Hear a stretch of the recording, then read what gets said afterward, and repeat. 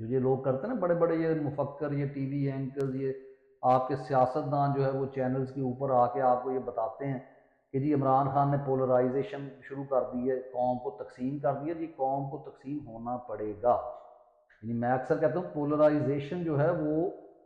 اتنی ضروری ہے جتنی کہ انسان کے لیے آکسیجن ضروری ہے، کیونکہ یہ معاشرہ ہمیشہ سے ایک امیزج تھی گند کی، اور اس کے ساتھ ساتھ یہ چلتا گیا۔ جو سچے کھرے لوگ تھے وہ نقصان اٹھاتے گئے، اور یہ جو دو نمبر بے ضمیر بے غیرت قسم کے لوگ جو ہے یہ بظاہر جو ہے وہ ترقی کرتے ہوئے آپ کو نظر آئے۔ تو اس لیے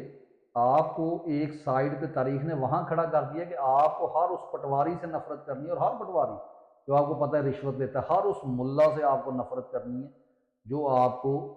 یعنی ایکسٹریمزم اور جاہلیت کی باتیں سکھاتا ہے۔ آپ کو ہر اس شخص سے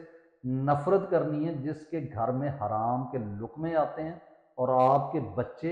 ان کو دیکھ کر مرعوب ہوتے ہیں۔ ہر اس استاد سے نفرت کرنی ہے جو صرف پیسے کمانے کے لیے آپ کو پڑھاتا ہے، اور ایکچوئل اس کے قول میں اور فعل میں بہت زیادہ تضاد ہے۔ اور ہر اپنے اس عمل سے نفرت کرنی ہے جو